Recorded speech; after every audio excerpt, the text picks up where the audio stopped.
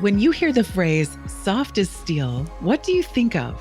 While the word steel might conjure up images such as massive high-rise buildings, where does the soft part come in? And what exactly does this mean in our work and in our lives? Welcome to the Soft as Steel podcast with your host, Dennis Duran, featuring engaging conversations with a wide range of industry leaders around soft skills, how we practice love, inclusion, social justice, and compassionate leadership that's everlasting in the workplace. And now, here's Dennis Duran. Helice Grandma Sparky Bridges. She's the founder of Blue Ribbons Worldwide. The Who I Am Makes a Difference Blue Ribbon ceremony was born out of her desire to create a world where all people would be connected, valued, and loved. In 1979, she was a 37-year-old wife, mother, and successful businesswoman going through a divorce, feeling lost, alone, and desperate for love. She had thoughts of suicide daily. Instead, she managed to find a way to heal the pain of others and bring love to 50 million people throughout the world. She began to teach kids, teachers, parents, neighbors, business people, everyone she met, how to express their appreciation, respect, and love, value uniqueness, and empower dreams. Her deepest desire is that you will know who you are, why you were born, and the difference you make. You will not be alone. Instead, you will be part of a global team helping to unite humanity through the power of love for this generation and all generations to come. The power of love is the ultimate motivator to end conflict, as Grandma Sparky would say, enhance health and prosperity, and make dreams come true. Oh, and by the way, you can join in fulfilling the mission by ordering 10 free ribbons on Sparky's website, www.blueribbons.org, or send a free virtual blue ribbon today. Sponsor a youth or school into our leadership training today. So I'm doing a little bit of outreach for this endeavor because I think it's so vitally important. And on a very personal level, I think it's one of the most exciting and most human endeavors that I've ever had the pleasure of being associated with by my meeting Sparky a couple of years ago. Welcome to the Soft as Steel podcast. I'm so grateful to be here. Soft and steel. I love it. Mm-hmm. Yeah, that was your first one. You laughed. Oh, my first snort, yes. We're going to do a snort count. Okay. So, Sparky, you know that my primary audience in my endeavors in my business of consulting and training, what have you, is the construction industry. Mm-hmm. But if you've heard me say during our time together, literally just about a year ago, we were conducting the Soft as Steel Summit. Actually, so I think it was the 14th of February. So it's coming up. Wow. In that summit, obviously, the folks that were there, and they were all phenomenal, including yourself, of course, came from a variety of backgrounds. There were a couple of people that had a direct connection to the construction industry. But one of the thoughts that I have in my teaching about soft skills is that every business and every industry is a service business, whether it's for profit, for nonprofit. We all have service enterprises that we are involved with. And the key about that is that we serve people. Your mission is a significant one, eclipses so many other missions that people have in their lives. But the idea that if we're good with that, we serve people. And as our mutual friend Steve Farber would say, and you exemplify this in so many ways, just as you live and breathe every day of your life. Right. Do what you love in the service of people who love what you do. And that is you to a T. It happens, I think, I wear the mantle or associate with it pretty happily and gratefully. But I think the thing that's important and why I wanted you to have this conversation with you is that one could say, well, this is the Soft as Steel podcast and it's primarily for construction people. Why are you having someone talking about ribbons? Well, I think it's said well in your introduction, but I want to ask you questions and hear you talk more about it. Sure. So let's start with this question. As you think about how you view the world that you touch every day, the world locally in California and the bigger world that you touch, where do you see at least where the doors may be cracking open on this notion that the idea that a person makes a difference, the idea that love is something which embraces everyone if they allow it to embrace them? Are you seeing doors cracking open to make that more possible? I'll say that I believe that the doors crack open because of people like you, me, and those that have been the forerunners. Mm-hmm. That, to open this, it takes time for people to keep hearing the same message over and over again in different ways.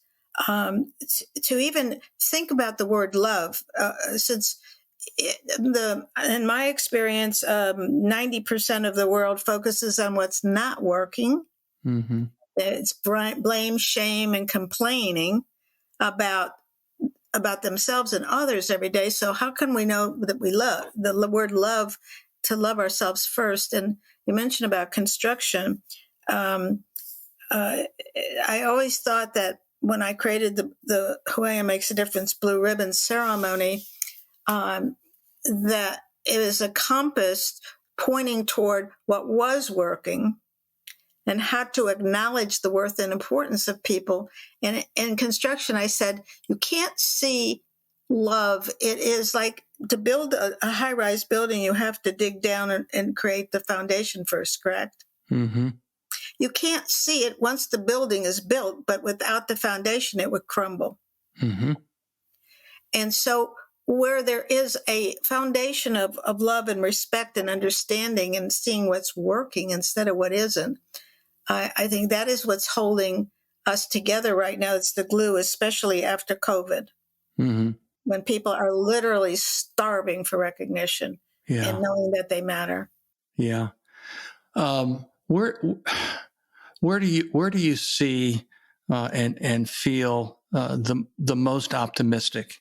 And I'm thinking now in terms of the kinds of people, the generations of people, even to the backgrounds of people who altogether we've gone through a period of over 2 years that has permanently changed every living, breathing human being in some noticeable way.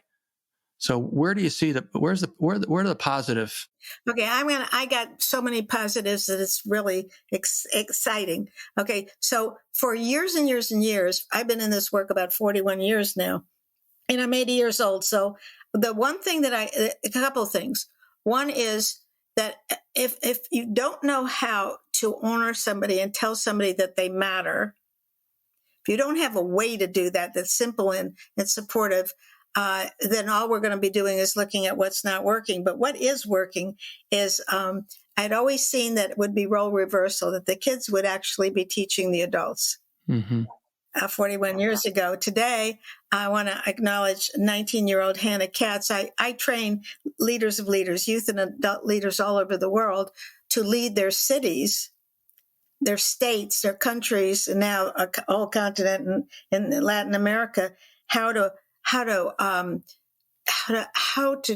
the kids teaching adults how to point to what is working, Mm-hmm. how to respect and acknowledge each thing that's happening every day. And Hannah, who's 19 years old, she graduated our course and is certified. And she said to her principal, and she just got approved by the Carlsbad Unified School Board in California, Mm-hmm. to train 11,000 elementary, middle, and high school students. And they will honor 50,000 people in their community with our Blue Ribbon ceremony, pointing to what's working and write the stories of the difference it makes. Mm-hmm. And in 60 seconds or less, they will be saving lives. They'll be eradicating bullying. Mm-hmm. They'll be enhancing health and vitality. They'll be making dreams come true that heal our planet. Mm-hmm. But it's the kids that are going to be bringing that in. Mm-hmm. And showing them the way. So I think that's pretty exciting. And yes, and that's what.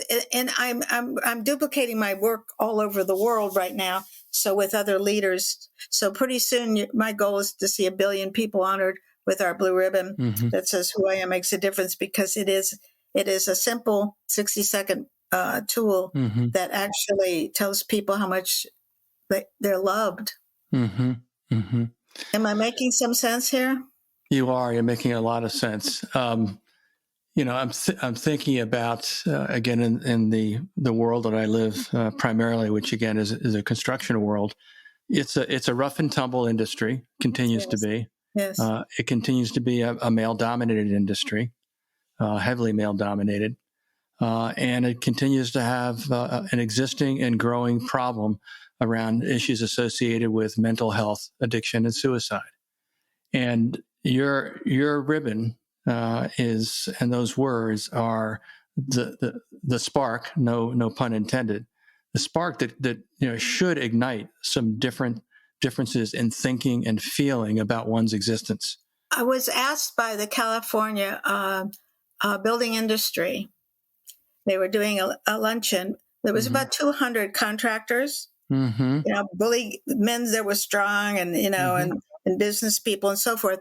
One of my member of my board of advisors convinced them to do the blue ribbon ceremony on the stage. So I want to tell this story because I think it might just bring the heart to the hard hats. I asked them to, the blue ribbon story. I'm going to say it now. Please.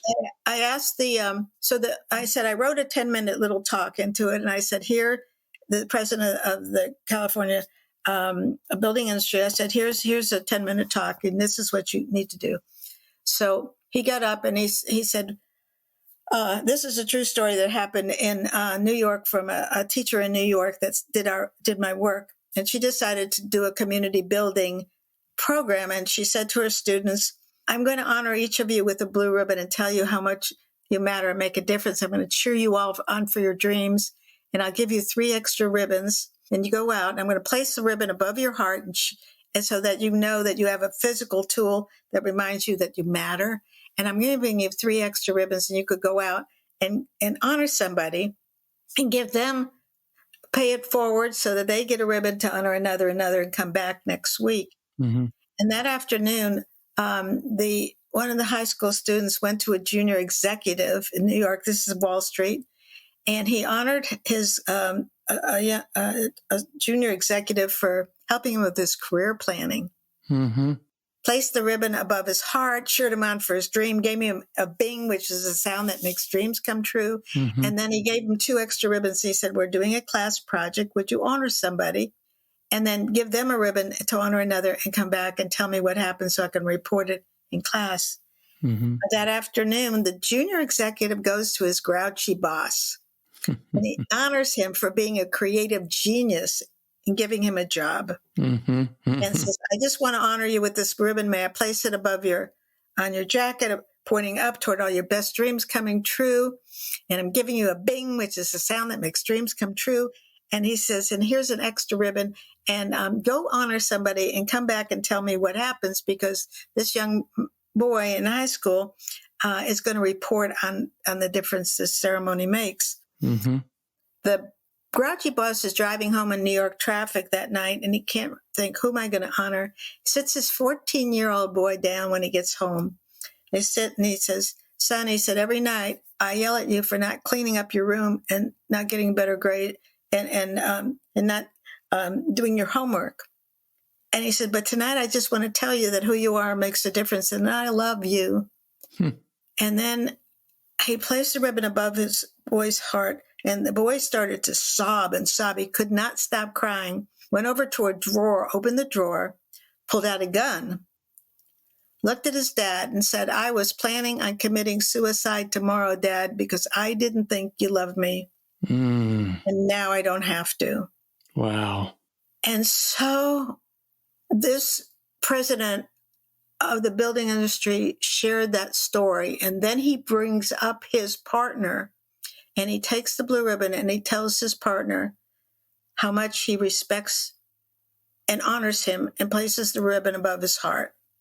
And then he looked at me, and I was sitting in this large room in a reserved table right below. And he said, would you come up and lead everybody in the ceremony? Because everybody had a package of 250 people there, had a package of 3 ribbons with them. And so I got up and I had them turn to each other, and I orchestrated this. Each one got about 30 seconds to a minute to honor the person next to them. They were crying. They were hugging. They were slapping each other on the back. And I was invited from that point on to do a whole big project with them. So this is a story in my book, Who I Am Makes a Difference. And and there's a bigger story behind that. But if you think about it, everybody wants their child to grow up with love, and they don't know how to do it. Mm-hmm. And now children are going home now, and they're going to be honoring their parents and their siblings, and they're telling their parents, I love you. You're working hard, 3 jobs, 2 jobs, trying to make it. And you're a good father or a good mother. And the parent, just everybody just cries. Mm-hmm. We're starving to be recognized. And so while I understand that it's rough and it's tough, Grandma Sparky can be, I've been around from, the Arabs and the Jews, the rival gang members, abused and abusers, and we're all going to weep and fall to the floor. I mean, we just need to be loved, and fortunately, I get to bring that into this world with the Blue Ribbon tool and the opportunity for them to know how to honor each other, and now that recognition and that training is going all over the globe. In this year, next year, so we're going for 1 billion people to be honored and talked about what's working. Mm-hmm. That's fantastic. Why do you think it's so difficult for people to find commonality, despite the fact that everybody's different from everybody else? Why is it so difficult for us to find what's good, what's working? Why is it so hard? Wow, that's a really good question, and I'll say it this way. We point to and we call it, we say that the question comes up, are we divided or united? And if you said we're divided, you're right. And we could be divided on the cars we drive, the color of the clothes we wear, whether we're a scientist or an author or an artist or whatever. What we've been trained in school, and this is in my experience.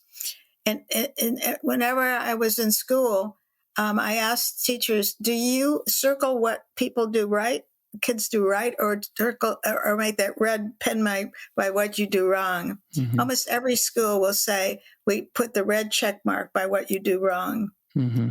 So when you're always thinking about what you're not good enough yet, you feel so undervalued and your esteem is so low, and we get angry.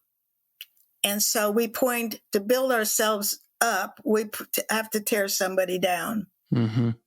In my experience, it's very hard to be a bridge between the two without validation, without respect, without empowering somebody, about listening to what people say, without defending ourselves. Mm-hmm. But it takes training. It takes being in environments where you feel safe and supported and loved and respected to even know how to do that. Mm-hmm. It's not. We're already walking around feeling like nothing we do can make a difference. And I think thank God it's Friday. I'm going out for a drink.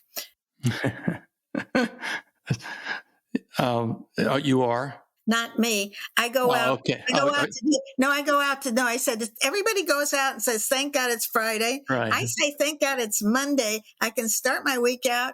I can be on fire. I'm honoring people every day in the grocery store, in the gas station, and somebody walking down the street holding their kid's hand. I run across the street and go, you're smiling at your kid. That's pretty cool. Let me give you a ribbon. Yeah. I want to honor you and tell you how great you are. I got people doing that now every day, and they're crying because they're doing it in hospitals now, honoring the patients. Nurses are honoring the patients, the doctors. The patients are honoring their nurses. It's a whole new role reversal. Yeah.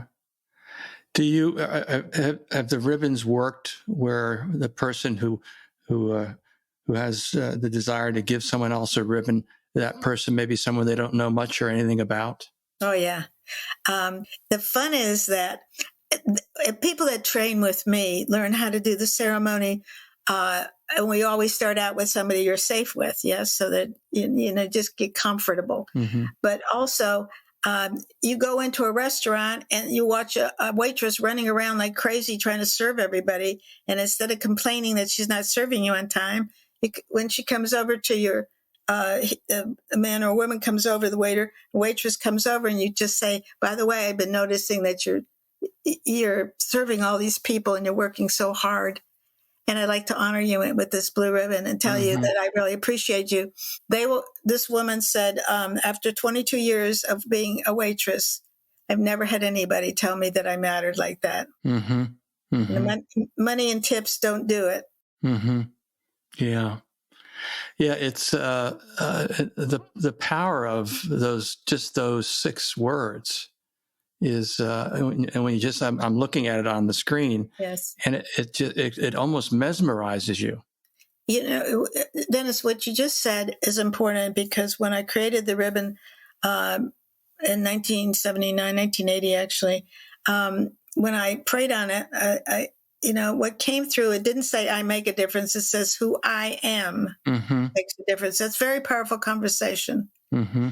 And it was gifted to me, in meditation.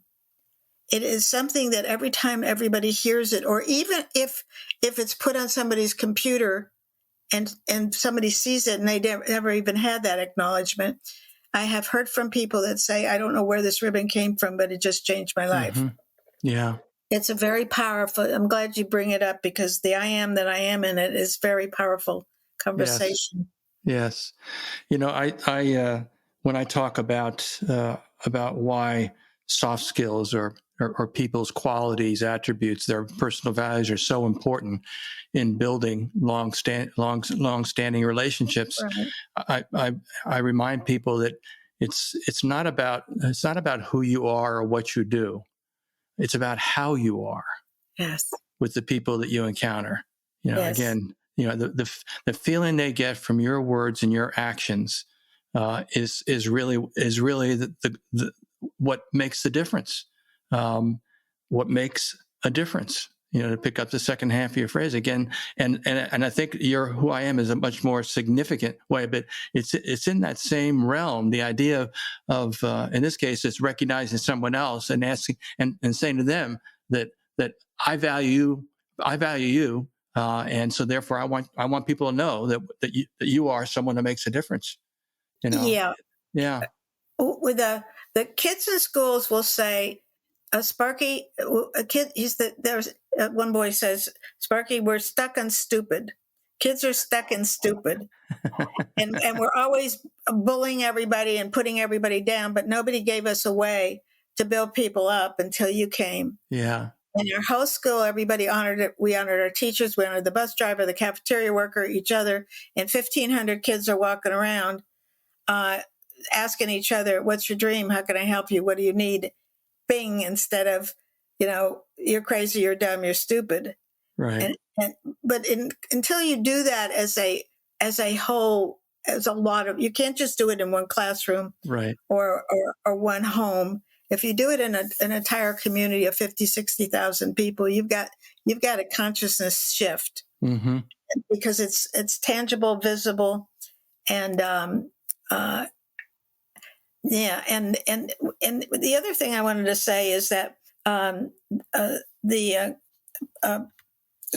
distinguished principal of the state of California said that the Blue Ribbon ceremony creates pride, purpose, the ability to overcome negativity and transform the world. And so when you have something that is that simple as the ceremony, and it's led by kids, then it allows people to feel like they matter. And you're right in terms of whatever we focus on is what we get. Yes. Yeah. And I just want to say that in our divided states, we like I said before, we blame and shame and complain about things. We devalue ourselves. We put people down. We feel we don't matter. We get depressed and we feel worthless. But on the other hand, when we're connected and united, we are in a world of possibility, proactivity, and prosperity, where we feel valued. We're built up. We know we matter, and we're inspired and purposeful to fulfill our our our our mission, our dreams, and all we need is the right people around us to give us that. Mm-hmm.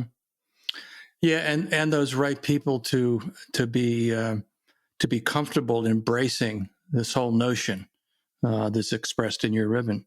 It's because I think the some folks may react and feel vulnerable.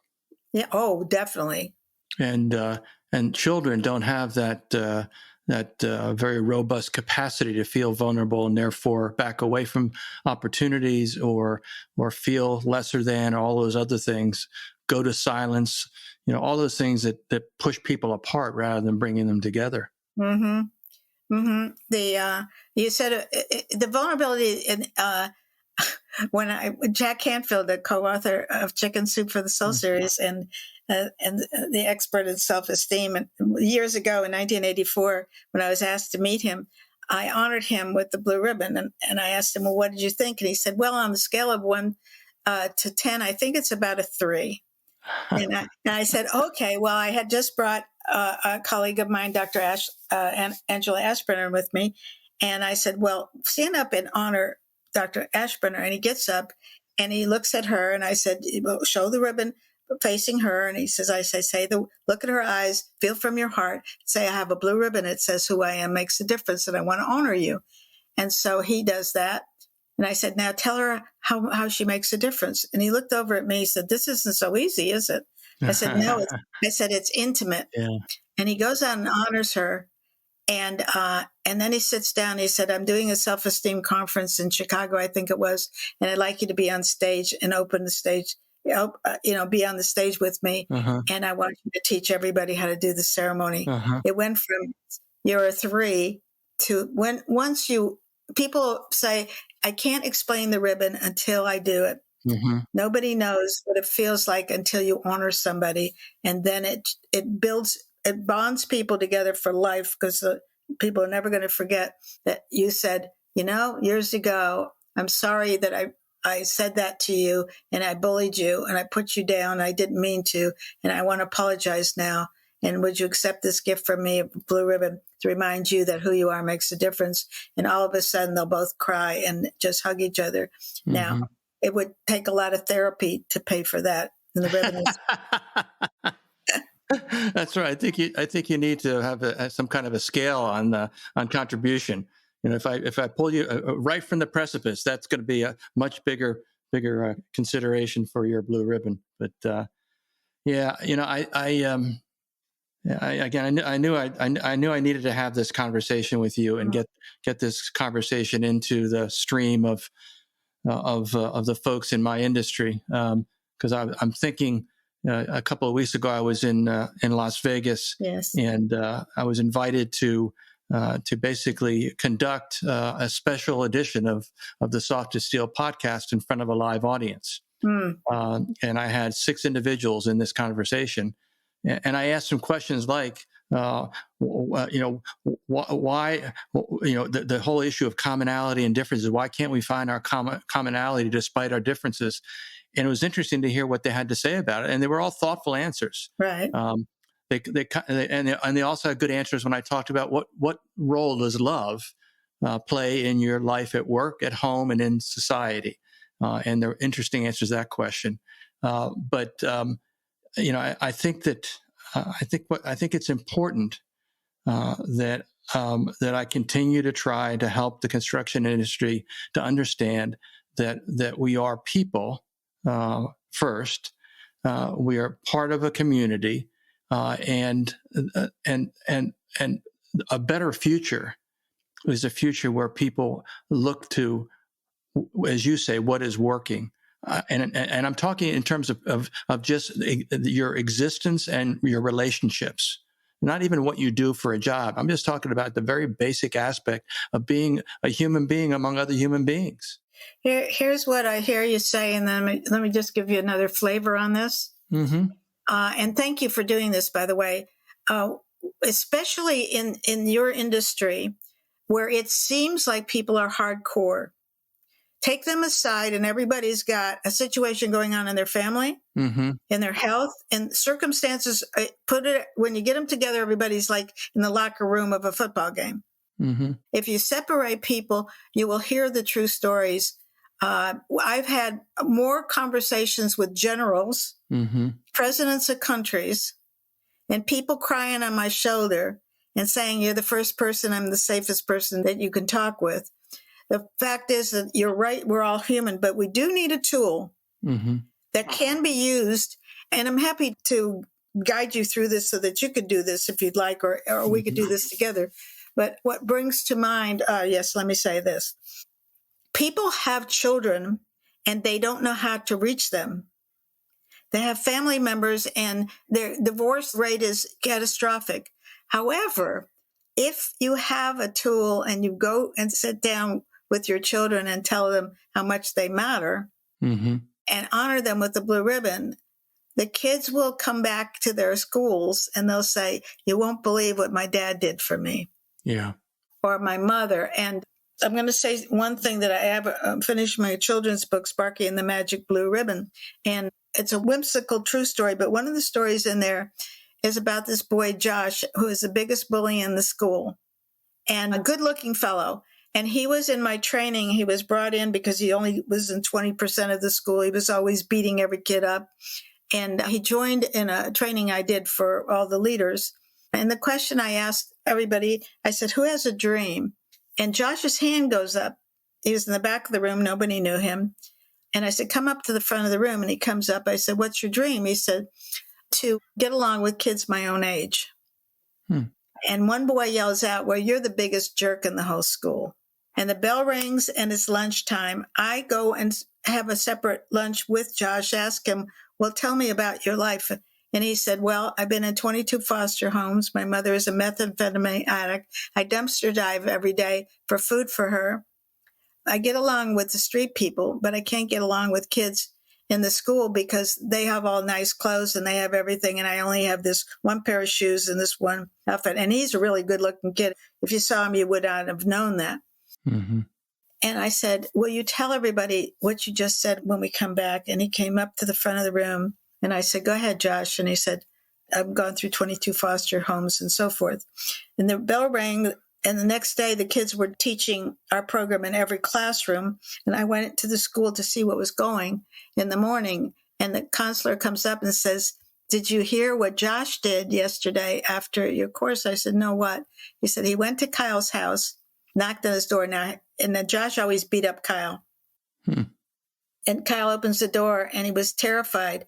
And Josh says, no, I didn't come here to beat you up. I came here. Why don't we sit under the tree by your house? Let's talk about our dreams. I want to help you make your dreams come true.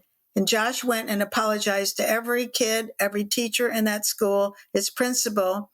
And he was nominated for the San Diego Above and Beyond Award and got it for changing the whole culture of his whole school for 1,500 kids in middle school. We got him adopted. We got his mom in a hospital. And he graduated. He's now 28 years old. He just got married. But we put him around and circled him around people who could lift him up and help him and guide him. And he graduated high school, tops in his class as a singer, and everybody loved him. But he needed the support. Yeah. So it's a beautiful story. You know, Spark, it's a good story for us to end on. And I'm reminded to say that what you do is construction. You build people up.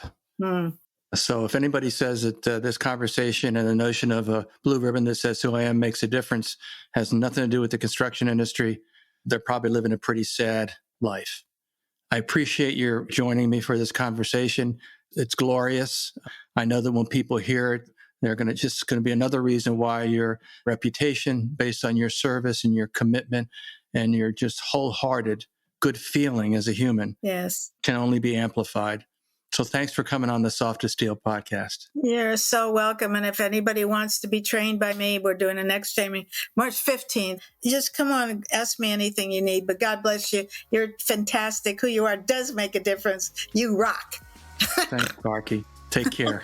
Bye-bye. Thanks for joining us today for this episode of the Soft as Steel podcast with your host, Dennis Duran. Dennis is the author of Soft as Steel and a leading speaker and trainer for organizations across many industries and verticals. To learn more about the work Dennis is doing to activate soft skills in the workplace, contact him at dennisduranspeaking.com. Be sure to check out his book, Soft as Steel, on Amazon or wherever books are sold. You can subscribe to this podcast on iTunes or wherever you'd like to get your podcasts. And please remember to share this episode with your friends, colleagues, and anyone you feel would benefit from the conversation. We'll see you next time on the Soft as Steel podcast with Dennis Duran.